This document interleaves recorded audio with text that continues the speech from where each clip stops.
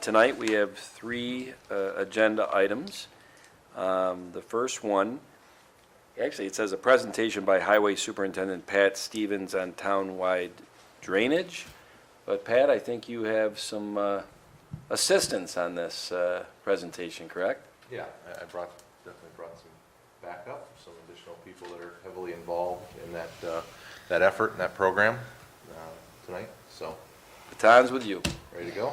Okay, so we're here tonight to talk about the establishment of a townwide drainage district. That would be a drainage district across the entirety of the town instead of a large portion of it that we currently have. So this is something that my predecessor, Joe Herbst, had worked on for a few years and felt was needed. As I have been here only about a year, I certainly see why his dedication was to that when I look at what we were able to do in our stormwater maintenance program, which deals with all of the common drainage ways and stormwater treatment facilities in town. So we put some information together for everyone to look at and review on some of the key points of that. Mary, in a second, is going to talk about compliance with our MS4 program. We, as a town, are an MS4 and have a lot of compliance regulations that we have to complete per the requirements of the program. So it's a heavy lift, much greater than when drainage districts started to be established. It's increased a lot over the years, especially around 2000, when some of these regulations got formalized and passed on to the towns to carry them on with really no financial support. So that's a key factor. I also have my foreman, Joe Marapiece, here with me tonight to talk about the actual operation that we do. You know, where you see us out in the community working on these drainage ways, be it roadways, swales, ditches, or sometimes streams, depending on what's going on. So he's going to touch on that as we go through this. But we're going to start with Mary's portion on the MS4 program. So I'll turn it over to her. Yes, so I'm going to outline kind of the basics of the MS4 program. So MS4 stands for Municipal Separate Storm Sewer System. The town is its own MS4. The village is its own MS4, so we regulate within our own boundaries. We don't regulate the village. They enforce this program themselves. So MS4s are required to develop a stormwater management program that will reduce the amount of pollutants carried by stormwater during storm events to water bodies to the maximum extent practicable. The goal of the program is to improve waterway quality and recreational use of waterways. So the entire town is bound by the requirements of this program. I think that's really important to consider when we are looking at a town-wide drainage district. It's not just the subdivisions that come online in town that has to be compliant with this program. It's every portion of the town. So to help us comply with this program, the Stormwater Coalition of Monroe County was established in 2000, and Webster is a partner of this program. There's 29 municipal members, and it supports the town's efforts to execute the program, and it assists us with an annual report that's required by the DEC, training our staff, and then additional reporting that's due throughout the year. There are 6, they call them minimum control measures, so that's what MCM stands for in all these items that are a part of this program. So it's public education, public participation, illicit discharge, construction stormwater management, post-construction stormwater management, and municipal pollution prevention. So I'm going to go over all of these items. So the first one, public education. The coalition and the town are tasked with developing a program to educate residents and businesses. We have to make educational documents publicly available. So at the, I know at the rec center and the town hall, there's little pamphlets that we get from the Monroe County Stormwater Coalition that are available to the public. They encourage us to present at school and community events. And I know that the county also does a lot of that on behalf of the town and the other communities. Promote the H2O Hero campaign. I think hopefully everyone's seen this guy out on the billboards around the community. And then post signage in parks and near stormwater features. So over in between Town Hall and the courthouse, there's a rain garden, which is a stormwater feature, and there's a sign posted there that explains how that works. And I think there's some signage in the parks about picking up after your pets, as that's a big pollutant in stormwater and other things of that nature. The second, public participation. So the town is asked to present the annual report to the town board each year. So that will be at our next workshop. I will be talking more about the MS4. And then we also host a hazardous waste collection at the highway department, and we encourage our residents to utilize the Eco Park, which is a Monroe County facility. We have storm drain marking across the town. I don't know if you've ever walked through your neighborhood and seen that sturgeon that's located by your catch basin to remind you that whatever goes down the drains doesn't get treated and goes eventually to our water bodies. And then the county also promotes the use of rain barrel construction, and I know they used to do demonstrations and show people how to make them. I don't know what COVID's done with that training, but hopefully it comes back if they've temporarily suspended it. So I would say the first two measures are heavily helped by the coalition. Each municipality pays into that program annually, so they have a bigger pot of money to deal with the public outreach and campaigns and things of that nature. So we're getting to parts of the program that the town is more heavily involved in. So the illicit discharge program is, the town is tasked with discovering and eliminating illicit discharges. So this is cross connections with the sanitary sewer going into the stormwater. If there's dumpsters that are leaking next to our catch basins and there's no treatment there.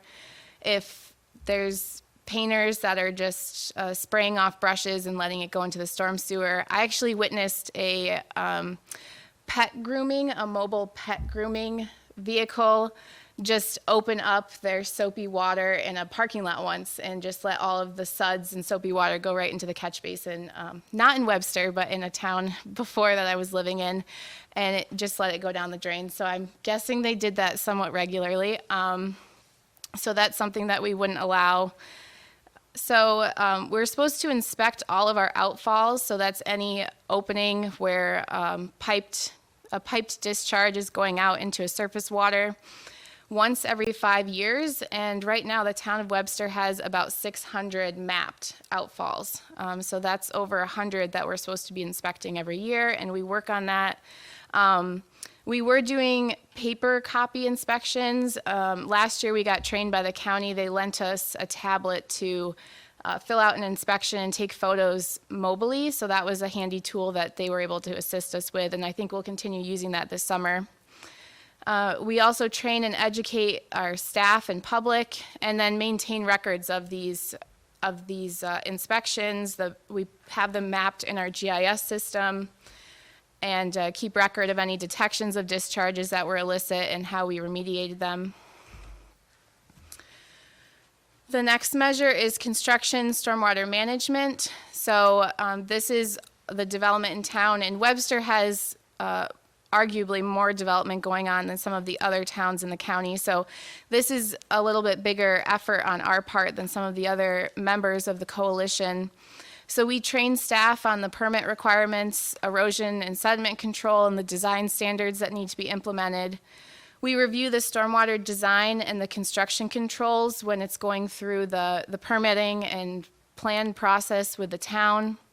We permit the activity as the MS4. We grant the permit to the operator of the site. And then we review, they're called SWIP, Stormwater Pollution Prevention Plans. They do inspections either weekly or bi-weekly on these construction sites. So the town gets sent the inspections and we have to review them for compliance. And then we also have to perform our own construction site inspections and then enforce the violations, which that alone can be a time-consuming effort. It's typically not a priority of a contractor to have have all these measures in place and keep up with them. And I personally took all the photos on this slide. So there's definitely some room for improvement in our town, and we're working to get our contractors on board with this. The fifth measure, this is a lot of what Pat's going to be talking about with what Highway works on. So they train their staff on the permit, erosion control, and design standards for the stormwater infrastructure that's put in most of the time by developers and then turned over to the town. So we have to inspect and maintain municipal stormwater infrastructure and facilities. So that's our stormwater ponds, drainage ways, piping, catch basins, streams, and other things that they'll discuss later. And another portion of this is that something that my department handles is coordinating the review and enforcement of commercial and privately owned stormwater inspections. So any of our commercial or private partners in town that have put in their own stormwater facility and it's maintained by themselves, we require that a licensed engineer perform an inspection every year. So we are doing that outreach right now to make sure that we get all those reports into the town and then follow up with any issues that were discovered during that. And then the sixth measure is a municipal pollution prevention program. So it's up to the town to develop and implement a pollution prevention and good housekeeping program for the municipal operations and facilities. So specifically for the town, that would be the highway department and the parks department where they have their facility. And then make sure that they're training their staff on these best practices and perform self-assessments to make sure that it's being followed through. I also want to mention, I know when Joe Herbst was here last year, there was a draft permit that was forthcoming, and it has been published. There are a lot of things that would increase the effort of the municipality. So a couple of the major items that are in that draft permit, which is currently being reviewed in Albany. There's a lot of municipalities that are finding that the requirements of the program would just add too much of a workload and cost. So they're working through what the final permit will be, but I'm sure at the end of the day it will be more work than what is currently required of the town. So we'll have to perform catch basin inspections. So we'll have to inspect, document, and keep records on every single catch basin in town. And we have to inspect all of them at least once every 5 years, and there's approximately 4,500 in the town.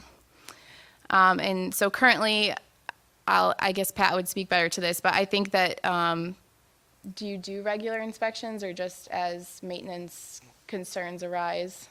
You know, we do inspections, but a lot of times they are tied to the other maintenance, the other road maintenance that we're doing. We obviously focus a lot of them in areas that we're going to do work or have upcoming work or that we're seeing a lot of problems. That's you know, a big part of this is that our maintenance programs that we're able to implement right now based on the budget and the funding that's available need to be increased. You know, that's the big driver behind all of this. And Joe, is there anything on the inspections that's generally? The closest we come to a routine one would be every 8 years. The roads are targeted to be oil and stoned every 8 years, and prior to doing that, we do a catch basin inspection on all the roads we oil and stone. Okay. Speak up.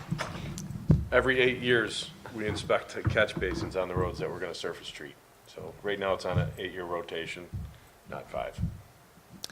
And the documentation of those inspections would be more robust and time-consuming on the town's behalf if and when this gets added to the permit. There would be increased construction inspection frequency by municipalities. Right now, municipality only has to perform their own SWIP inspections at a certain frequency, and it would be increased quite dramatically with this new permit. We'd have to develop a formal stormwater pollution protection plan for our municipal operations and then perform those inspections more frequently. There would be additional staff training required of our highway, parks, and engineering staff, additional mapping requirements and tracking in our GIS system, additional development of processes and procedures and record keeping for different aspects of the program, and then additional public involvement in education. There would be more responsibility on the individual MS4 to do the public outreach and education versus leaning heavily on the coalition like we do right now. And then my last slide here is just an example of some estimated costs based on these upcoming changes of the MS4 program.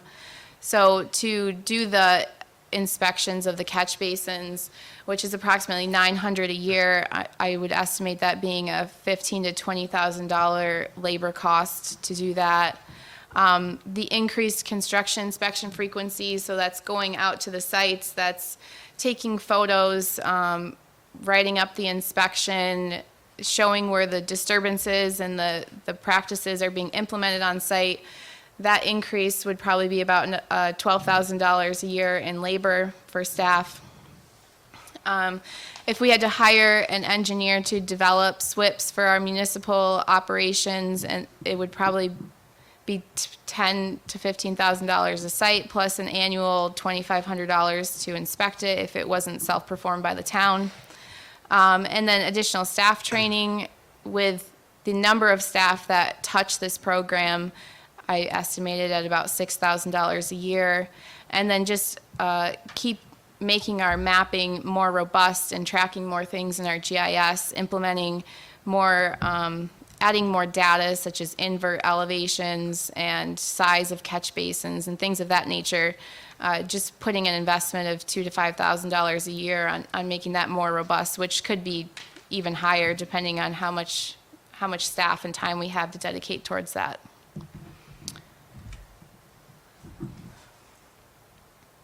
Okay.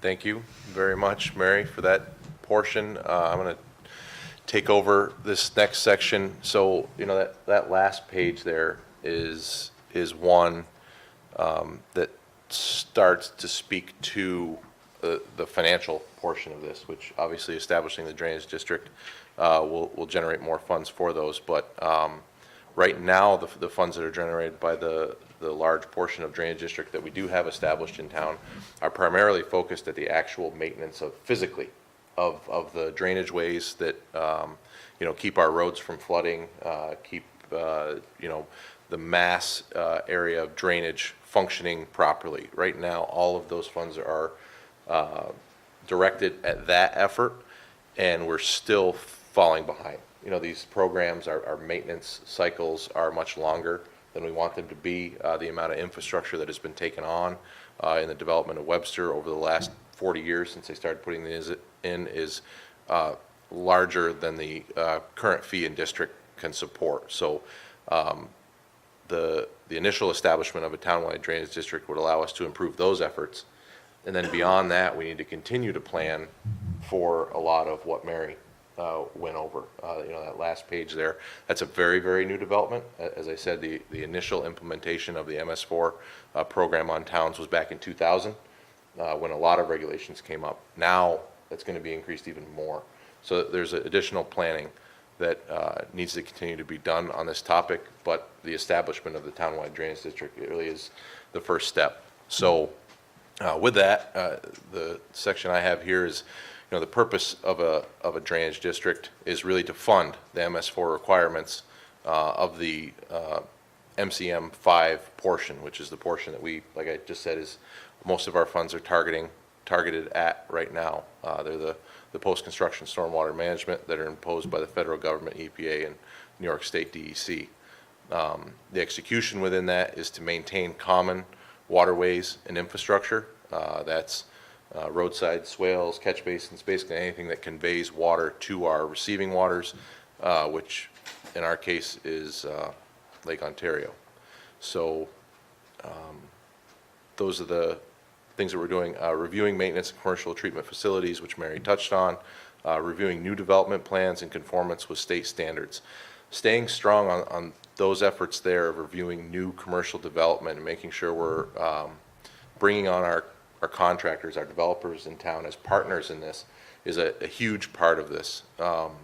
We've unfortunately seen a great deal of infrastructure that hasn't had the life expectancy that it should, or is needing maintenance sooner than it should. That is compounding this issue in a big way. It's an effort that Mary and I and Joe and everybody at the department is really trying to focus on this year, working with developers to bring these requirements to the forefront of their mind and try to be preventative about eliminating more of this infrastructure, needing more time, money, and maintenance than is needed. In the first 5 years or so, the inspection results of these facilities that we take dedication of in our neighborhoods should need very minimal maintenance, very basic preventative maintenance, mowing, things of that nature. Anything beyond that is really unacceptable in a lot of ways. So we're working very hard on that front to improve those areas. And then we obviously have annual reporting with our facilities, documentation of the drainage facilities. I mentioned up above that one of the execution portions is to maintain common waterways. So that's sometimes a term that's difficult to grasp. So down at the bottom, I have that a common drainage way is one that receives runoff from multiple residents and is under town easement or under jurisdiction of other agencies. So some of our drainage ways that are streams or creeks are under the jurisdiction of the Army Corps of Engineers or the New York State DEC. Those, we actually have to get permits to go in and do a lot of alternation other than basic maintenance, like taking trees out of them and things of that nature. So it has to be in one of those things. So just because you're in a drainage district, if there isn't an easement over a portion of your property and it doesn't contribute to anyone other than yourself, then that's not what these funds are for. If there's a swale or a catch basin or a drainage that maybe 5 or 10 or 20 houses all utilize, those are the types of infrastructure that our program maintains, not your private property, essentially. So I just wanted to clarify that. This next image is a map. This map shows the 5 major watersheds that we currently have in town, and the red portion represents the parcels that are currently in a drainage district. So as you can see, a large portion of the town is already in a drainage district. The other important thing to remember with this is there are not portions of town that aren't in a watershed. So what that means is there are no parcels in town that don't benefit from a drainage district in some way. Even if you don't have a piece of infrastructure in your yard or a swale, the fact that you can drive down your roads or that in big rainstorms your area isn't flooded is because the common drainage ways in the area are maintained and functioning properly. So it might be great if you're way up on a hill and you'd never see water in a storm event, but you probably wouldn't be able to get from your house anywhere using the roads if the drainage district funds weren't maintaining them.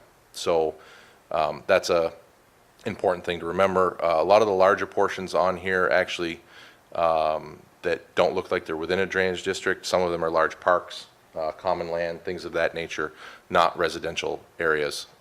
There's a lot in there. So that's what this map is showing. The major watersheds are 4 Mile Creek, Mill Creek, there's a Webster watershed, Shipbuilders Creek, and Irondequoit Creek on the west side of town. So all of those collect and drain to the lake. Each one of those areas, therefore everybody in them needs the waterways to be maintained to make sure that they continue to drain to the lake and don't back up, flood, and cause damage to property. So that's what this map here shows. Next one. So our current drainage districts, I just touched on a little bit, but they were originally began being established in the 80s to support the maintenance and reporting efforts by the town, which at that time were significantly less. You saw Mary's presentation on what's currently required and what is going to be required very soon. None of those things were really in place when the concept of the drainage district started to be implemented. It was purely to keep streams and waterways, like you see on the right of this image, free of trees, like you see looming over there. which is becoming more and more common. It's one of our most common calls, and it can really back up flow if you're not careful. But currently, approximately 78% of town residents are in a drainage district. And essentially, the 22% of residents that are not currently in a drainage district have been receiving the benefits of the maintenance, but have not contributed to the cost. So the concept that I just mentioned on the map, that everybody's property, when it rains, rain lands on your property, it doesn't go straight into the ground. It collects in some way, even if it's a minor form, eventually gets to a stream or conveyance of some kind and flows to the lake. Those have been being maintained throughout town, regardless of if you're in a district or not, throughout time. So, and then you have commercial properties. The majority of our commercial properties are required to maintain their own individual stormwater facility. So these are the ponds, forebays, things of that nature. But they still discharge into these common drainage ways. So they also need to contribute to drainage districts in their own way, which is a little bit different than a residence, but they're still utilizing those waterways for their flow from their facilities. And then on that topic, at current drainage districts, Joe manages our current efforts on that front, the different things we do at houses. He runs the day-to-day of all of the requests, concerns, complaints that come in. So I was going to have him talk a little bit about just what we do on a day-to-day when you see us out there, what we've got going on, and then the level of effort, or not effort, but the amount of issues we're able to address in a year, in a season, which is an issue. So expand on that a little bit. Some of the things we respond to, Pat already mentioned the trees down in creeks. That's been popular the last few years. We also do maintenance work on the ponds. Some of the older ones need to be desilted, tree removal around them. We try to stay on top of the newer ones and basically maintain them with mowing efforts. Some of the bigger swales in town, same thing, mowing maintenance. Some of them need improvements, so we'll target a few of them over the years, swales and things, to make improvements if we've experienced flooding, increase the size of culverts. And we're finding some of the aging subdivisions, the 40-year-old ones, steel pipes are rotting out and they're starting to need replacement. So that's a bigger problem that we're seeing now. Yeah. And that's Okay. about it. Yeah, those are the major things that, Joe's taking calls on a daily basis, and yeah, some of that infrastructure is reaching its life expectancy, and we're seeing additional or more larger areas that we're going to have to attack, in addition to wanting to increase the frequency of all of those activities that he just mentioned, the mowing and the clearing. At times now, we get calls, and if it's not a severe thing that's actually blocking water, it can take an entire year or more before we can get there to deal with the situation, and we'd like to be more preventative than that. So now, finally. So we're talking about the establishment of a townwide drainage district, so I wanted to just go into a couple of the impacts and opportunities for the residents that go along with this. First and foremost, the townwide drainage district currently, the way it is paid for is an annual fee on your tax bill.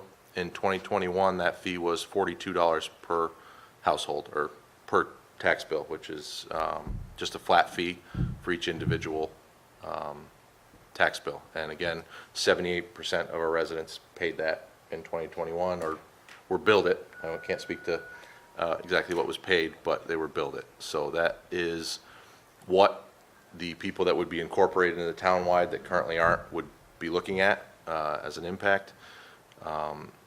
Opportunities that are available, however, as being inside a drainage district, is if there are areas that could be enhanced or improved for drainage that benefit multiple residents, a plan can be made, easements can be established, and once the initial improvement, if needed, is made to the area, the town would take dedication via easement and maintain that in the future. So if there's areas that are issues, we can plan accordingly to improve them and then be able to maintain them long-term, which would take it off of an individual's plate, as long as that particular feature benefits more than just one individual. The incorporation of the remaining 22% of residents into the townwide drainage district will also allow our maintenance cycles to be shortened, which will provide more timely response to the issues that are identified, called in on a regular basis by our residents. If there are existing drainageways in your area that have conditions impacting flow, the additional dollars generated by incorporating the remaining 22% of residents into a townwide drainage district would help us be able to address those issues as well. So that's existing streams, existing swales, different things that have trees in them. This would go to fund a more timely response to that as well. So the first one is more of a development of new features or adjustment of features, addition of pipe, catch basins, things that may drain the area better. The second one is being able to expand the areas we're impacting with our current maintenance efforts. So the next steps to establishing the townwide drainage district for the board to consider would be to begin the district creation process so that a board resolution can be presented and voted on prior to September. That's the deadline for getting the fee onto the tax bill for 2023. So in order to implement this, that would be the process. And then the next steps beyond that, once that process is gone and established, would be to improve the maintenance compliance by planning for our MS4 program in 2023. So that's the end for me, unless there are questions, comments. I've got a question. Yes, sir. Do you foresee getting individual additional easements, or is your expectation that the process of getting or having a townwide district will do away with the need for getting further easements? So no, I would still get further easements. Once we have an easement, there's a certain list of things we maintain within it, primarily in a drainage district, the flow of drainage. So we would still do mowing, clearing of trees, anything that impacted the drainage feature within the easement.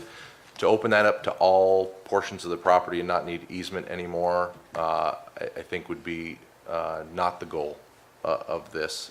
It would be too broad of a stroke. I think it would encumber some of the properties in ways where it would give us the jurisdiction to go in and do things beyond maybe what would be a resident, so it might have a negative impact on the resident. And then secondly, we really do want to define these areas and make sure that we can put them on a preventative maintenance program long-term. That would be the reason to establish individual easements for any features we were taking over. So that's going to require going to each individual property owner and obtaining an easement. Correct. And if they don't want to do that, then we would have to condemn. Correct?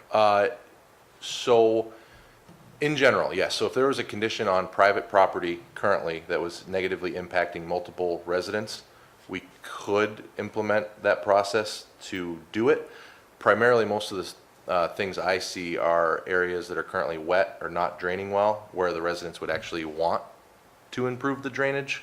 I can't really, it would have to be a pretty extreme situation for us to go through the condemnation process. We had to do that, as you know.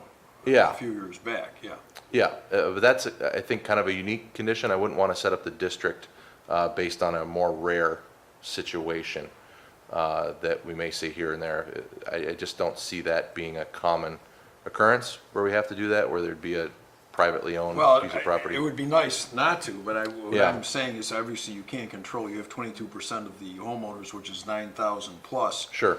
That even a small percentage of that could hold up the entire process. Yeah, that is an issue to overcome. I wouldn't want this to be the key to unlocking that. There still has to be a certain amount of collaboration in order to do improvements. I can't think of any instances right now of necessarily areas or programs that we would like to go in and implement features where we can't. Like I said, primarily with these drainage type of things, individuals want to improve it. And I don't know that there's a particular way, or this is the right way to solve the issue of a single individual holding back improvements for a large group. I think that still needs to be handled on I an guess individual what basis. Pat, what I'm trying to understand is the imposition of a townwide district would basically give the town the opportunity to create one large district as opposed to all these separate extensions to Yes, subdivision districts that we have now. correct. So everything would sort of be merged or incorporated into the townwide district. I understand that, and I understand the concept. My only concern is going in and getting easements, which again is an ideal that we want. We want to have the specific authority and right to go in. However, you do need under due process to obtain that right. And Yeah, if people are not going to do it voluntarily, and not everybody's going to agree that it is in their best interest, right. then we're going to have problems, so. As we do now. So currently, the drainage districts that are established in various areas, we still maintain the things that are under easement, and we have a limited ability in most cases to change things that are not under easement, even in the current districts. I'm not proposing to change that. No, you have, Yeah. I think for an emergency purposes, you can go in now, but Correct. that's not the issue. I think the issue is, what you're Yeah. talking about is something more, I'll say routine. Yeah. And you're, which is a good idea. You want to forestall problems and not just react to emergencies. Yeah, I'm just thinking of, again, the legal and administrative process of getting this going. sure. Sure. You said, I'm sorry, I don't mean to No, monopolize. I love it. Keep going. No, Charlie, keep going. The question about, you had mentioned you want to get it done by, or get the district formed by this fall, by early fall. Yes. Yeah, we're April now, so there's some time, and I know it is a process to go through, but the goal would be to get that process started with the goal of having it ready in September. I mean, if something happened, there was issues or whatnot, at least we would be that much farther along in the Okay. process. Is this dependent on any grants or anything like that we need at this point? I mean, is there a reason why that date is, I mean, that's just a date you put in, sort of? No, that date is tied to the tax roll and the assessor's role in actually getting the fee onto the Okay, roll all for right. So there's a 2023. purpose for that date? Yeah, Okay. yeah, the date is tied to the ability to be able to generate those funds for the 2023 season and get the benefits, the improvements to the program started next year. Okay. Would be tied to the September date. It's funny, if you go back one screen, I love the fact, Charlie, that you started off the questions and your brain is thinking now, right? What looks like an innocent bullet point of begin the district creation process so that the board resolution can be done, presented, and voted on prior to September. Seems like a simple enough statement.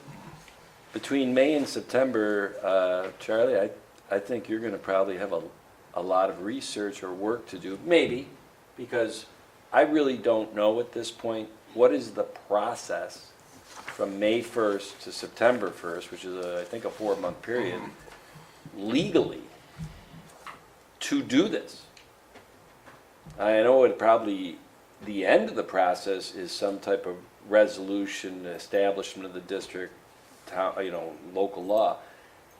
I have no idea how we get from where we're at now to that, and that's gonna fall right in your lap. Well, yeah, and I sort of gave a very, very brief and short heads up to our finance director who was here tonight. And I think I would have to discuss, he and I would have to discuss how we're going to do this. Because funding is going to be a big issue, and depending on how it's funded, the town obviously has more leeway if we don't have to borrow, if we don't have to expend any further monies to do it. Anyway, that's Yeah, something, it's not anything you have to decide tonight, but there are some Yeah, issues that's, that have to be looked at. I can't envision, but I've said I don't know what I don't know, that there is any expenditure of monies to set up this district, but that through the research, that might not be That the would, case. that would be a good thing. Yeah. We still have to do filings with the state, however, to do this. Sure. so. You know what's interesting, and I give the example that happened in the last year, just to show you that, I guess it's kind of highlights the inequity of one house having $42 on their tax bill as a drainage district charge on their town tax bill, and another house, the 22% right now that don't have it, 22% of the residential units. We had a situation that Mr. Marapiece was very involved in, so were you, Charlie, setting up the easement of 3 houses on a road that had a real drainage problem in their backyard. I'll give the Reader's Digest to this. The houses, there were 3 right in a row. The bookend houses must have been built since 1980 or whatever, so on their tax bill, they have $42. The house in the middle was pre-1980 and therefore was grandfathered in when these things started and doesn't currently. It's one of those 22% that doesn't have a $42 charge on their bill. Does that make any sense? It doesn't from a service point or, you know, what you benefit, no. it doesn't. Yeah, I know. and that's where, the way I understand it, and it's funny because 14 months ago, almost to the day, it was a parting gift to Joe Herbst, that, hey, Joe, you know, I know that this has been a bee in your bonnet about a townwide drainage district and the MS4s and all the things that you've already seen. So I said, you know what, Joe, come in and do a presentation at the town board workshop. And he did on February 25th, 2021, and the next day was his last day. And a lot of what he presented, which was memos and letters to the board, it almost is 90% exact to what Pat and Mary and Joe presented tonight, more in a PowerPoint.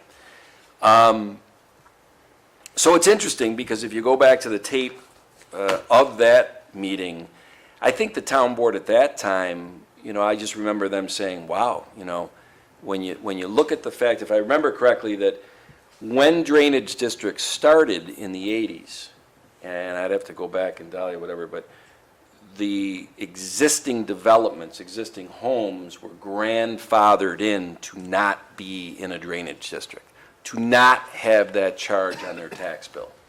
And then as development happened in Webster through the 80s and 90s and whatever, you know, these districts, all new developments are in districts, correct? Since this was rolled out in the 80s? Yeah, so it's one consolidated district, but it's extended as the Right. developments happen. Exactly, okay, which might help with, this is just, the Might be. consolidated district just gets expanded to the grandfathered-in houses of 22% from 40, 50 years ago, which hopefully, Charlie, will end up being a very easy legal path, but that remains to be seen. Right. So, you know, I mean, by 1990, I'm guessing that with houses being built, that it might have been the exact opposite, that 22% of the residences in town in 1990 were in a drainage district, but 78% were Old Webster, still grandfathered in from back in the day. I don't think I need to tell anybody that basically over the last 40 years, the town has grown a lot, there's been a lot of houses built, and somewhere along the lines, as we went from 5,000 residences to 10,000 residences to about 15,000 now, the grandfathered ones remain static, about 3,000. So now, with 15,000 residential units in town, the ones who don't pay into a district are 22%. And it does beg the question, and it begs the question that we asked here 14 months ago when Joe Herbst came in, is that fair? Pat, I have a question for you. Can I ask you a question? Yeah, because I'm going to leave that question just hanging out in the air, is that fair? And hand the baton to you, John. So, with the addition of the 22% of the residents not currently paying, is that going to cover all your costs for manpower? Will you need additional manpower, do you think? We certainly do. You know, that's Yeah. across the board. Right. You know, and in this area, as I said, the maintenance cycles that we're currently having need to be improved. That would be a great start. It would go a long way to improving that program. The way we would handle that is to take the additional funds, implement them into the program, run the program, see where that brought us for cycles, Gotcha. see how the actual time taken results, and then reassess once that's in there. But it's very, very clear right now that we could have a lot of improvement and still Right. probably not be in an ideal situation to really minimize that cost, because the more preventative maintenance we can do versus damage control, Right. it'll actually drive the overall cost of the program down, because you're maintaining, not replacing, repairing. And that's at the $42 fee, correct? Correct, yeah, we Okay. wouldn't propose to change the fee at this time. Again, we would Yeah. implement the townwide, take those additional funds by incorporating the 22%, and then reassess the overall budget Okay. annually, I would say, to Right. make any further adjustments, but it'd be a great start. It'll get us in a much better place. Thanks, And- Pat. Mary, thank you. And I will say that I got to take responsibility for this having gone over time, but as the day progressed yesterday, today, and we saw just how much meat was on the bone to properly present this, it was pretty obvious that 15 minutes was not going to do it justice. No. So I apologize to Paul and to Chief, who are here for time slots that now are half an hour past. But Jenny, Patty, Bill, any other questions or comments on this? Not at this time. No, I don't have anything. I'm sure we'll be having more discussions. As you said, it is something that we've been looking at since Joe Herbst left it with us back in February of '21, and we'll continue to explore it, see where it's going. And I Thanks for the would agree with information. you, is it fair? Yeah, and because, Mary, was this another one that right up until about 15 minutes ago, you were doing your magic on bringing pictures in and editing words and all that on this 20-page PowerPoint? Yeah, someone caught that the printouts were warm when I handed them out, Yes. so Okay. guilty as charged. And I'm in this, well, and, you know, the guilty as charged is, and mea culpa, we are trying to move in a direction where the department heads come in and give these type of presentations, PowerPoints, colorful, graphic, if you want to call it, less verbiage, because at the end of the day, we want those to go out on our town website. We want them to go out on our social media sites and almost tell the story to the citizens for us. And the reality is, and I don't know if this makes me cynical, and I love Joe Herbst, when he presented to us 14 months ago, he gave us 7 pages of text and verbiage. And it's all lockstep with that. My cynicism is that if we put this up on the website and social media, that the attention of citizens today in society, they're not going to read that. But we're betting that they will read that, and they'll absorb that, and they will, to us, that's a better communication mechanism between town government and the citizens. The problem is that because we're editing some of these things in the infancy stage of this, right up to a half an hour before, I'm still challenged with this on getting them up 24 hours, 48 hours, whatever, before the actual meeting. My good friend, Charlie Genesi, has said, keep working toward it. The law on that gives a lot of flexibility. Do you remember saying that to me? Sure. Yeah, there you go. All right, so is that the end of this segment? Thanks. Thank you, gang. All right, Chief. Actually, I did have 30 minutes slotted for this one, so it's not overtime as much as I thought. Okay.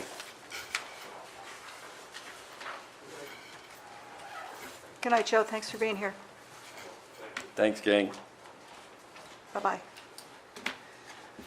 So Chief, the next item up is a presentation by Chief Dennis Colmeyer on a proposed event schedule augmentation. I don't know how you really want to describe it. Yeah, so the basic discussion is regarding public events and the permitting process. Part of that discussion involves the fees associated with it. So before I get into the PowerPoint itself, I just wanted to kind of recap our current permitting process and how we approach public events. There's a flat $50 processing fee for any type of public event. But then there's a additional fee based on the size of the event, the projected attendance. So as the screen here is enhanced, if you give me a second here.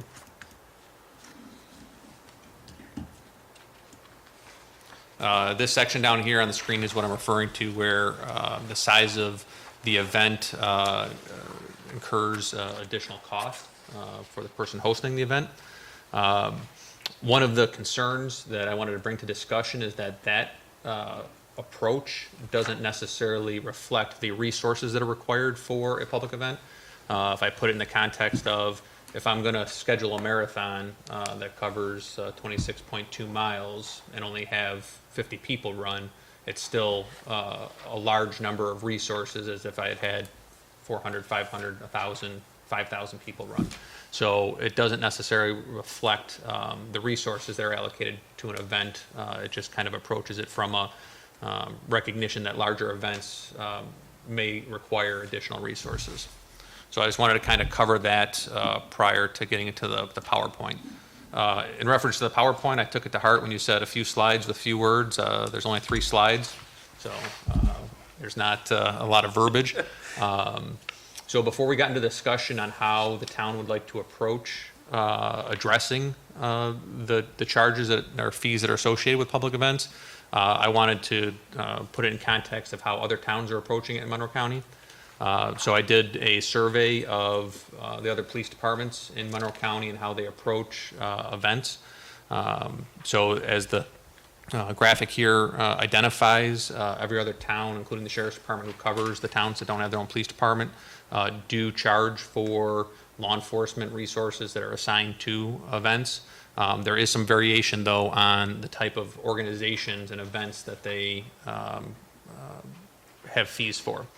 The basic concepts are that there's differentiation between the types of organizations or the types of events. So you have local government entities.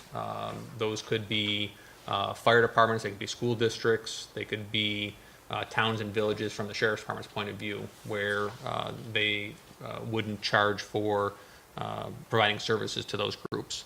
There's private businesses. Those would be for-profit organizations that are conducting events that would potentially require resources to assist them with the safety perspectives that associate with those. And then there's non-for-profit designated agencies that may be doing it as fundraisers or part of community service events or other types of gatherings. And then another point of differentiation would be the type of event itself may dictate the resources that are associated with it. So that could be road races, marathons, 5Ks, things like that. It could be festivals or large gatherings, or it could be parades that we've seen in town, such as the Memorial Day Parade, the Festival of Lights Christmas Parade, or the Fireman's Parade.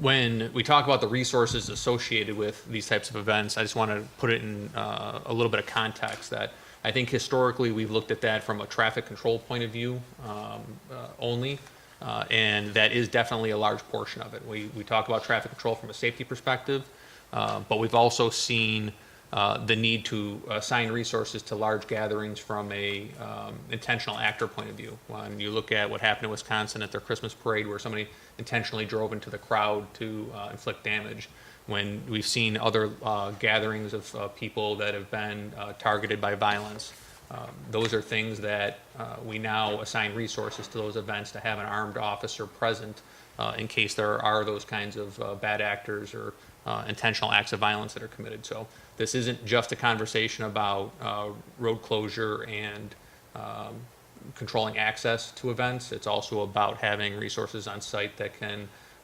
intervene should there be some sort of intentional act of violence that's being committed with the gathering. So there's typically two ways that people target those kinds of events. One is either by creating the event that draw in the victims that they're going to target, which we obviously saw on Christmas Eve in town, or there's people who have known pre-planned events that they use as their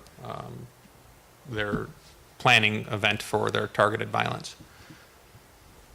So if that makes sense on the differentiation and some of the contents we're applying the conversation to. I bring back the list of events that we've typically had in town. This is based off the special police conversation we had for the events that they've assisted with. So the conversation here is associated with both traffic control and potentially with other resources being assigned from a safety perspective, which we've done for some of these events in the past. So the basic conversation here that we've added to is the type of agency requesting it. The list, so you have the event name, then you have the agency requesting it, the detail information, and what I did is I went through and I projected the police department resources that would be potentially required to staff those events from a safety perspective. So there's an individual event cost based on an officer overtime rate, and then there's a total at the bottom that estimates an annual cost for law enforcement resources to staff those events annually. So it really opens up the conversation to should there be some sort of differentiation on which types of organizations or which types of events we charge for the cost of the resources that are assigned to protect those events so that they can happen smoothly. And so I open the floor to any questions or comments you may have regarding that.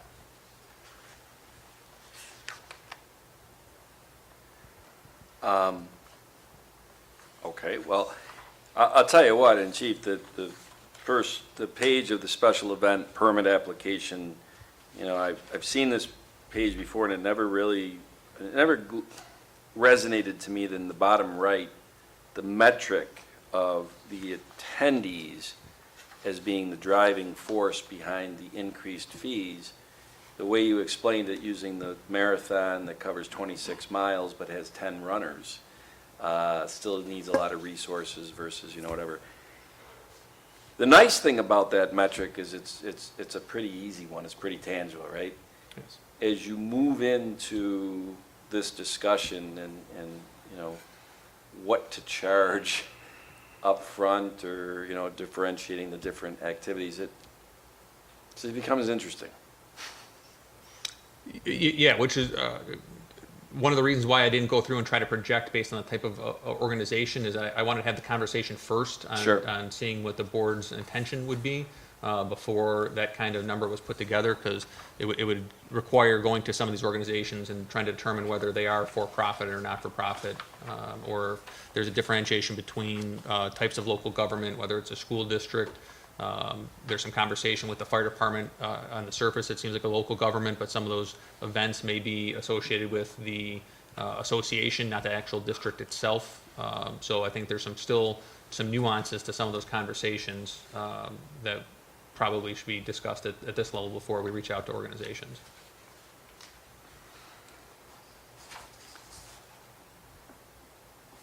Well, the other thing that the chart that you showed, the activity chart, you've given a lot of thought, put a lot of time into trying to determine exactly what resources you would need for that event, which has nothing really to do with the number of attendees, as you stated earlier. So I don't think we can look at that flat fee of what it would be to hold that event. That certainly is going to be something that you would evaluate and know what resources are needed for that organization to hold the event. I think one of the things we do need to decide as a board is, are there organizations that we will not charge, and how do we make that decision? Yeah, I think that would be a difficult decision. To use Tom's phrase earlier, is this fair? Well, the other thing, That's what I question. Yeah, is the other thing- fairness. If we're going to implement something, in my opinion, it should be across the board. and I would add that I do serve on a board, I've served on that board for a very long time, of a not-for-profit, and we have a large event. Actually, it's coming up next Saturday, and it's the Pink Ribbon Run and Walk at Genesee Valley Park. And we do pay for the resources Right. that are required for us to hold that event. Well, and some of So, that, I Chief- think, Pat, oh, go ahead there, Jen. So as part of this permit application, using this metrics, would your fee be listed on this permit application? So you would have to determine based upon the event itself as to what that charge would be, correct? Yeah, so if I go back to the current applications, so those at home can see it. Right. There's a process here. Give me a second to get it pulled back up. So on the back page of this permit process, the Gotcha. permit has to get approved. So it goes through Right. these different departments currently to be assessed for any concerns we may have with the event or the proposed event that's scheduled. I think the logical way that this may go is that the person submits the application as we currently do. And as part of the approval process, we assess the resources that be required, and then we provide them with the cost of those resources so that they can make that decision as to whether the event is viable or not for them Okay. to continue with the process.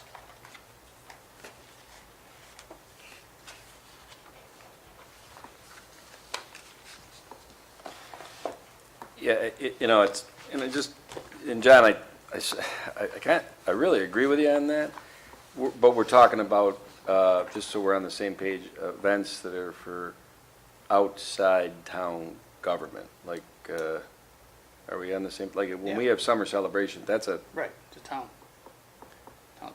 we're not charging the rec center for, Oh, we're charging you.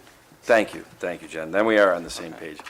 And then, because another thing that gets kind of, I think, I don't know, I think there's a lot of ambiguity and misunderstanding by people when you say a non-for-profit. Patty, like you just said, a non-for-profit, they have expenses. You have money that comes in, you have expenses that go out. And a lot of times, a non-for-profit ends up with a, Paul, I'll hand it off to you, less expenses and revenue, so they have a surplus at the end of the year, and, They do. I've seen many. Whatever, so, I just sometimes, and I've seen this before on other boards I've been on, like the one you're on, Patty, that some people think a non-for-profit by definition, well, we're non-for-profit, so you shouldn't charge us. It's not how it works, How unfortunately. it works, so, anyway, I digress. Jenny? Well, I think, people are paying for their safety, so they're willing to pay the price, so that they could have a nice, fun event without worry about anything. So I don't think, that's a question. Well, the shock value is going to be that they never paid this before. Some of these events were covered by the special police, which that's not what's happening now.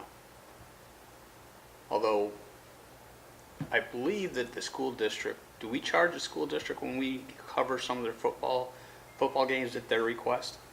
Yeah, so some of this isn't foreign to us. We have a past practice with different types of events that happen that aren't necessarily associated with the fee application or the public event application. Currently, the school district, if they request law enforcement presence at certain events, there's a chargeback process for that, and we have that configured. When contractors are doing traffic control and they would like a police officer to direct traffic, we have a chargeback process for that.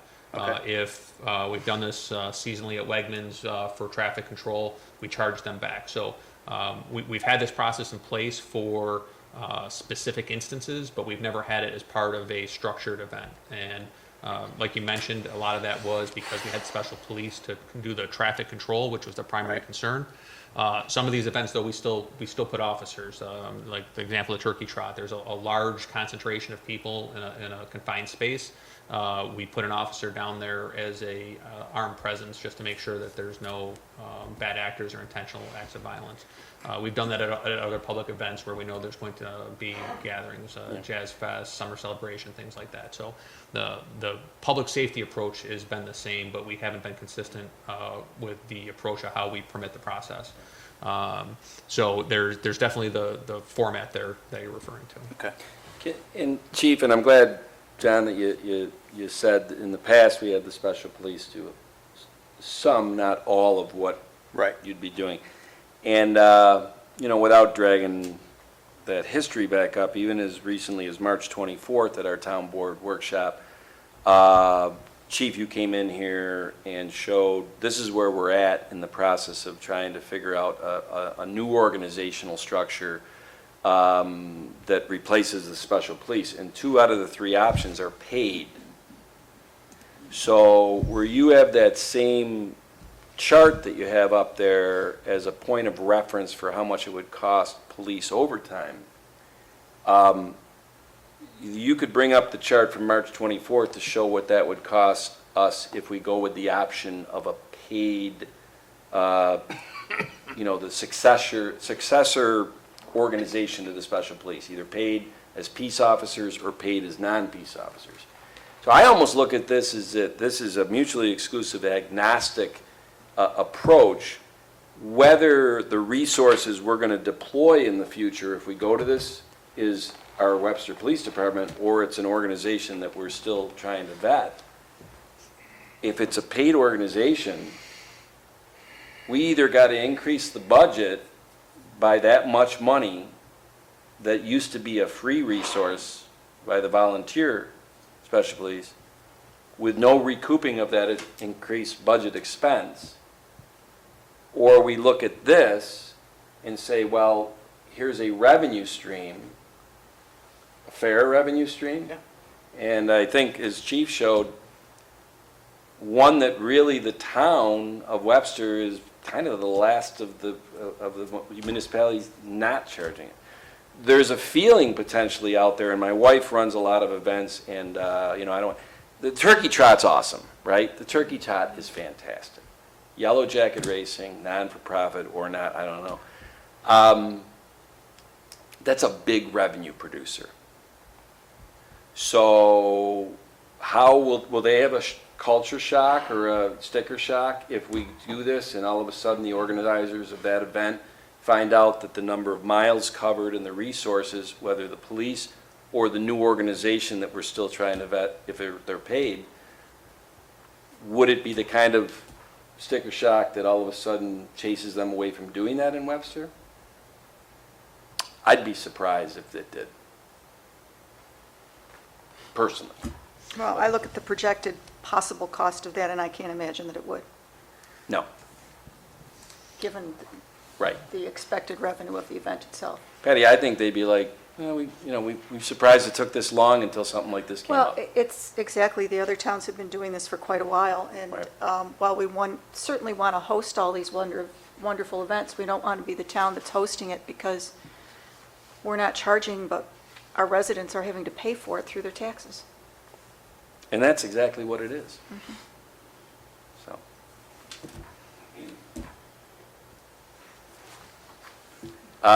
It's a workshop, so camera's not on you, there is no microphone, but thank you.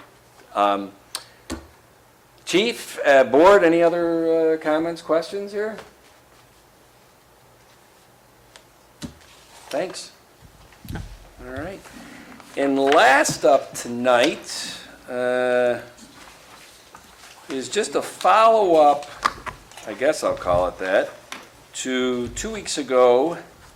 We had a workshop agenda item. We had a PowerPoint presented by the Finance Director, Paul Adams, on a proposal of how to how the town possibly could utilize the slightly over 4.05 million of ARPA funds in the three categories that, that were proposed, and subsequent discussion and all that. And I know that, and there was a very good discussion on this. I'm going to hand the baton to you, Paul, because I know, I'm pretty certain because of subsequent discussions, emails, this and that, you have filed, we're ahead of the April 30th. So I'll leave you with that. There was a webinar that was held on Monday, which was extremely helpful, and it was held by the Department of Treasury. And I wish it had been held about a month ago. That would have been very helpful, because I think everybody in the state was very confused. There were 3,700 municipalities on on the call. But it clarified a lot of things. And as it turns out, we were able to file the report and claim the whole amount as revenue loss and take what they call the standard allowance, which gives us complete flexibility as to how we spend it. But the way I did it, I set it up as 3 projects. One for grants, which we talked about, $350,000. That amount is flexible. $2.5 million for the wastewater treatment plant Phase 2 project, and a third project, about $1,200,000, and $860,000, I think it was, for general government services, which we can certainly spend on a host of different things. We touched on some of that 2 weeks ago, but it doesn't have to be decided on tonight. We can talk about it over the next few weeks or couple months. So I think we just want to make sure everyone's in agreement with the initial proposal. That's the first step. And I also developed a grant application and an FAQ document, which we'd like to post out on the website next week. So I think you've probably all had a chance to review it. Mm-hmm. If you don't have any issues with it, we can go forward with it. I know Patty brought up one issue, I think it's on page 5 of the FAQ. It actually mentions that the grant can only be used to cover expenses incurred after March 1st, 2020 that have not already been reimbursed through other programs such as CARES Act, Payment Protection Program, et cetera. So I guess the question is, do we really want to make it that restrictive? Or do we just, we're not really concerned if there are other reimbursements? Yeah, and I only brought it up because it appeared to be conflicting with something farther down on the page that said then it could Right. be. Right, So I was just looking for clarification on that. yeah. Oh. I don't know that we want to restrict it based on other forms of assistance that the applicant may have received. I would. Yeah, I would say no. yeah, we're going to look at the whole picture, so Yeah. it's going to be a robust application. So, Paul, if I understand this correctly, and you can't make this stuff up, so on Monday, April 25th, with 5 days to, the federal government said, you have to file this. Yeah, Well, they didn't give the final rule till April 1st, right? correct, right. And then 3,700 municipalities get on this webinar because they're all in the same position as us. We're like, how does this work? So if I understand this correctly, and correct me if I'm wrong, that when we came here on the 14th and presented to break down the 3 categories, thinking that the way we were interpreting it, that by April 30th, you at least got to lock down what's in general government services. Yes. yes. So it almost makes you have to lock down the 3 categories The if other you decide to go to these 3 categories. Correct. Your clarification was that really it's more generic, that you can just do the whole 4 million for filing purposes Correct, yeah, as a standard allowance. as a standard allowance and without getting into all that. Has this changed? Is the commitment of the monies still December 31st, 2024? Correct, that has not changed. Okay. Is the expenditure of the money December 31st, 2026? Correct, yeah. Obligate by 24, spend it by the end of 26. Okay. I'm almost done with my questions. I feel like I'm in a deposition here, Charlie.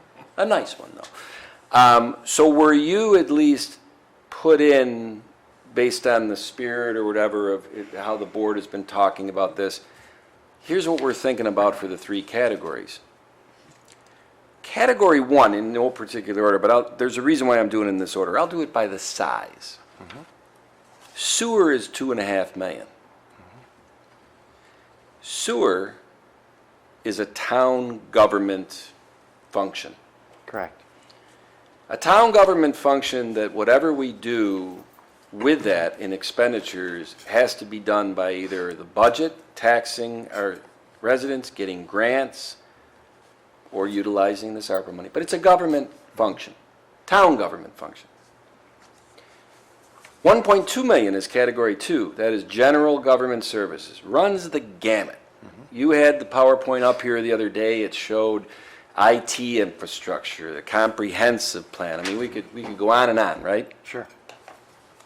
But it's a government function. That's the common denominator to that. It's a town government That's right. function that all of those bullet points that come under general government services, we would either be paying for those in our budgets that we tax the residents, through grants, or in this case, this money.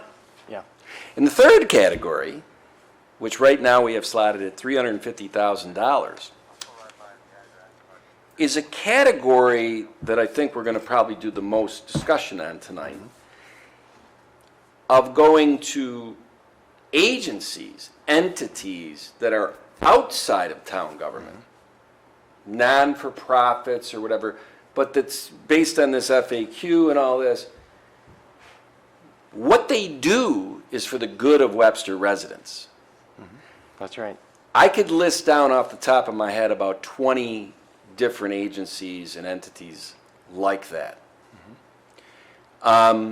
So I want to make sure I understand something. Is it because the numbers, at least in spirit, are 2.5, 1.2, and 350? If all of a sudden the board agrees to this time schedule of when entities, we open the portal for them to apply, when they have to have their application in by, and when the town is going to decide, July 8th, on who gets awarded.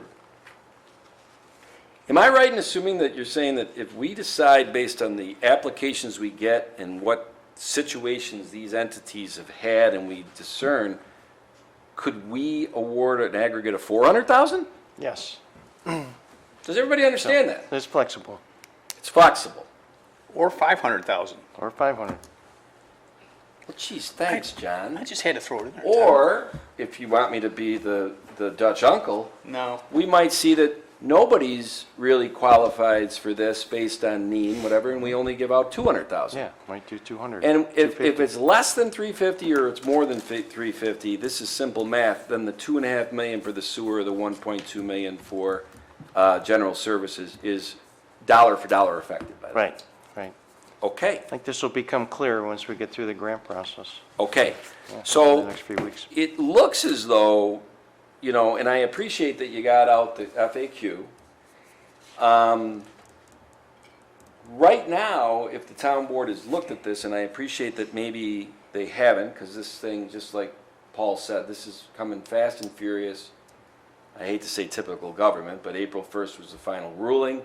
We talked about that on April 14th, you know, or whatever. And April 25th is when you went to a webinar that kind of gave you guidance on how to do this, which all's well that ends well. I like the way it's structured. How does the board feel about these proposed timeframes and the FAQs and going forward with monies in a category that is outside of government services? At least on paper right now, earmarked as $350,000. I just want to be sure that, because there was some robust discussion at our last meeting on what those numbers and how that should should be appropriated.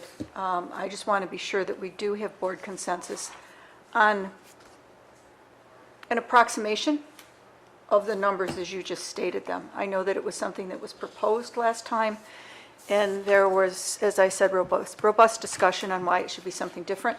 And I think we've all had some time to think about it, and now we're learning that there could still be some leeway, but I think it's only right that we do have consensus on those numbers moving forward. would As I agree with said, an that. approximation. I would agree with the approximation with the understanding that it is flexible, and we could take another look at it based upon the amount of applicants that we receive. I'd like that flexibility there. I do too. And I guess the other question I would have is, as to the process itself in making decisions as to who is awarded these monies and how much, what is, that process hasn't really been defined to me. Yeah, because Because if we're gonna stick to a timeline, I'd like to see that timeline sped up, obviously.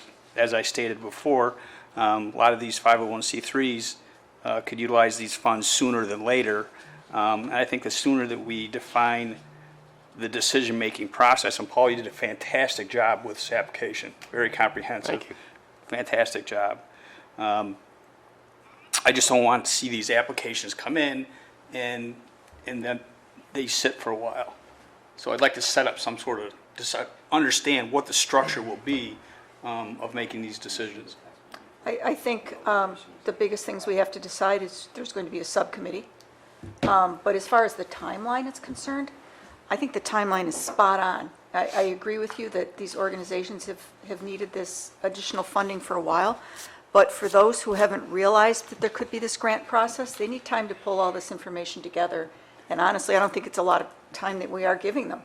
I agree. So I think that the timeline is pretty fair to everybody. And how, the other question I had is how are we as a town board going to communicate to these agencies that are applicable to Yeah. fill these out? I mean, that's very important, because the last thing I would want to see is,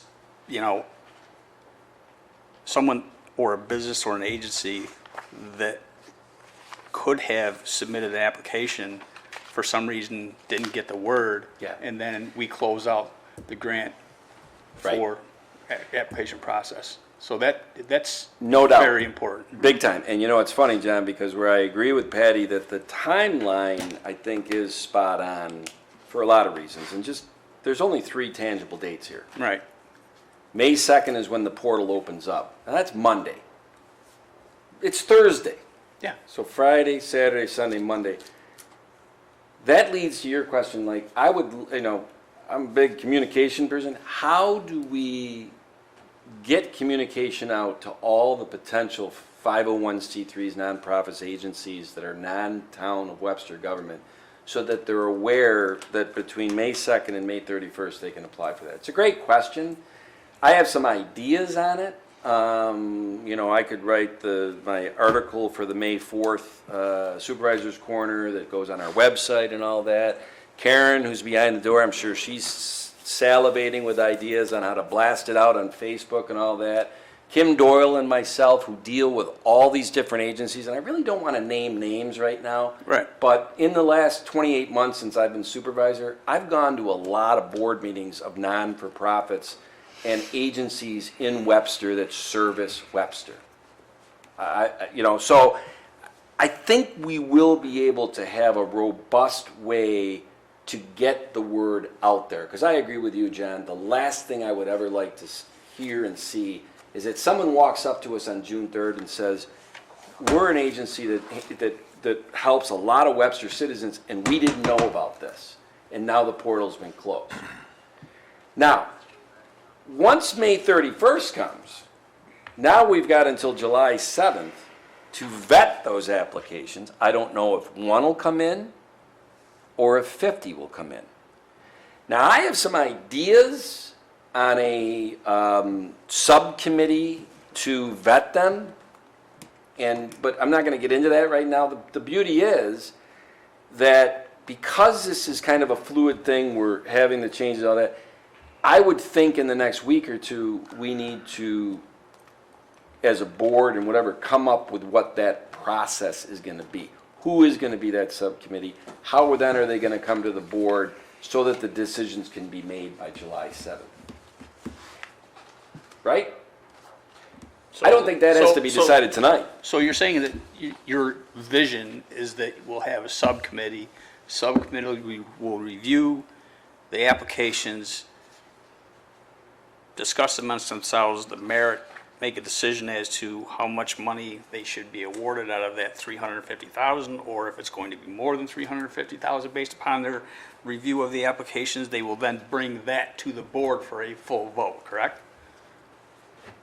So you're not going to have two board members making a decision. Correct. For all these. No. No, I think, Agency. I No, think the right, sub- absolutely the sub- not. The subcommittee should be an advisory subcommittee. Okay, I just Yeah. wanted to clarify That's that, that's at least all. what I would think. It's an advisory subcommittee, and here's the thing, and this is the beauty or the downside of open meetings.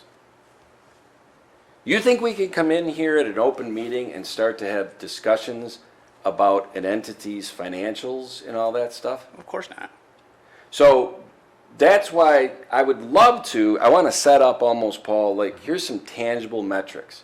Let's take some of the subjectivity out of it, because everybody's got an opinion. Like, Well- if somebody is like, you're on boards, right, Patty? So by definition, you're biased to that vocation, whatever that board does. And that's good. But we're in the seat of government. We have to get beyond that and make sure that we're awarding this based on merit and need, not on just pure emotion. So. And so if we can then- set up metrics to minimize the subjectivity and emotion, I think that would be a very wise decision that helps guide this subcommittee, advisory committee, who then they can come to the board. First of all, the board is gonna have to get a report by June 1st of, well, here's how many applications we got. Here's the aggregate of what they asked for. They start their work, and as we move toward July 7th, yeah, I would like to think it would be the 5-person on the board deciding which of these entities that applied get it, and how much each get. And to keep the spirit of objectivity in this process, as you are putting together metrics, okay, I would suggest that metrics is in place before the applications come in, or the applications are reviewed. Yeah, I mean, by June 1st, Yeah, they better be in place. okay, They just don't need to be in place tonight. I understand that, Tom. Yeah. I'm But just- if I'm just- I I'm don't just want us putting- to be sitting here on I'm just July putting 6th like, some oh, concerns shoot, out there. let's get the advisory committee together, it's July 6th. We need to now fast track this because we said we're going to award by the 7th. That's not how this process should work. Okay, We should be moving along right on June 1st, 2nd, 3rd, whatever, yep. with trying to Everything get in ahead of place. this. Right, everything will be in place. Yep. All right. Bill? I'm fine with that. My biggest question was, why can't we give some of this money to our taxpayers? I would say that general services, 1.2 million, the sewer, whatever, because it's all flexible. Let me put it this way, Bill, I'm glad you asked that, because you know what's gonna happen, by the way, and Paul? Are we 2 weeks away from 2023 budget season starting? We kind of started this morning. We did. So here's what's gonna be interesting about the 2023 budget season. For those people that come to town board meetings or watch them on TV or whatever, they might remember that Paul Adams, our finance director, proposed to the board a couple years ago, after going to the Association of Towns, or the annual meeting, we don't have a formalized fund policy. We don't have some tangible thing of, do we keep $1 in the bank, or do we keep $1 billion in the bank? In layman terms, if we have $1 billion in the bank at the town level, we are overtaxing the citizens of this town. Why would we have taxed them that much money if we haven't expended the money on services and now have this huge war chest. Do we all agree with that? But the town never had any tangible parameters to that, which leads to subjective decisions and emotional decisions, especially as the town board changes over time, right? Very good proposal, Paul, that led to this town board approving a fund balance policy. Now, when it was approved, we had already done the 2021 budget. When we did the 2022 budget last year, where our numbers fell on all these funds was right in between the minimum and the max, I think, right? For the most part. Right. That might not be the case as we move forward into this year. So, will the fund balance policy that we adopted 2 years ago affect how we handle the 2023 budget? It very well could. Because, Bill, as you know, I won't even be coy about it, we have blown the doors off of sales tax. The revenue we brought in from sales tax the last couple of years has been so much more for every town. Everybody thought we were going to get crushed in COVID. Nobody's going to buy anything. Holy cow, I guess one thing about staying at home is that they love Amazon. And mortgage tax. Thank you. I left the mortgage business too early because I should have been in on that, Don't but forget that's that one. another story. Now, the question is, did everybody see on the news? Our county executive announced that we're only going to do gas tax on $2. Not up to, if it's anything above $2 a gallon, we're not going to have that tax. Is that good news? It's good news, right? You pay less at the pump. Is that sales tax? I believe a piece of that is sales tax. Piece of that is sales tax, Paul. So you got a moving target here, and we're going to have to assess that, Bill, as a board, when we're in the middle of this budget. To make more complexity, and as you know, I've said to you many times, Bill, the budget process is 12 months. So we're going to have to look at that fund balance policy and where we're at, right? And we're also going to have to look at the question you just asked. Well, do we use the $4 million less the grants that we give out to non-government entities if we decide to award any or whatever non-government entities? And do we say, well, we got ultimate flexibility. You can move that 2.5 for sewer and 1.2 for general services and move and match and whatever. Paul, could you use it to plug into the 2023 budget or 2024 budget? You got to commit the money by the end of 2024, Bill, and you got to spend it by the end of 2026. So, I guess you could say, the heck with all this creativity of sewer and general services and all that. Let's just take the $4 million and spread it over the 23, 24, 25, and 26 budgets, because you got to spend it by 26, and put $1 million toward each year. You could. Can you, given some of the restrictions in that That was my question. document? I don't think so. Yeah, I mean, we basically are giving it back to the taxpayers because it's covering things that we Right. need and Right. would have purchased anyway. But And you have to show that it's being spent for something. yes, So you can't just take it and appropriate it to reduce That was my property question. taxes. and Right. we can't No, you can't. write a rebate check to all our residents and No. spend that 4.4. No, you can't do So, yeah, So is it kind of a six of this, half a dozen of another? It is. It is working to reduce the property tax bill.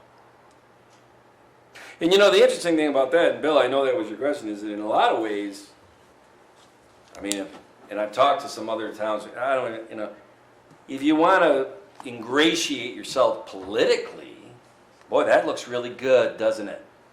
But is it in the best interest of the taxpayers today and in the future? I don't know. But these are the decisions we will be making as we move into May, June, July, August, September on the budget. It's going to be a fun year, isn't it, Bill? I'm looking forward to it. I like budget time. So, is that it for that tonight? Can I regress to, oh boy. Regress, huh? I have a question for the chief regarding this special event permit application. As liaison to Webster EMS, my question is, I know that, you know, when these special events come up, sometimes they get very little notice whatsoever. What are your thoughts about somehow communicating to Webster EMS as part of this application process? So that at least they're aware, so that, you know, they can plan from a staging standpoint for these events. Yeah, I don't have an issue with it. I think communication amongst public safety entities is essential, especially if you're going to have a large gathering. As far as the formal process goes, I would have to meet with the other stakeholders. The fire marshal is the one that actually coordinates the Right. application process, but Okay. me personally, I don't see an issue with that. All right. Thank you very much. Yep. All right, well, that concludes the town board workshop tonight, but Charlie, I would like to make a motion to go into executive session. As pursuant to Section 105 of subdivision 1, subdivision, So much for let's my see, Matthew sub- lacrosse game. subdivision F of the Public Officers Law. This is in regard to the employment of an individual Yes. person, okay. And I would like invited to that in that motion, the town board, the town attorney, and police chief Dennis Kohlmeyer.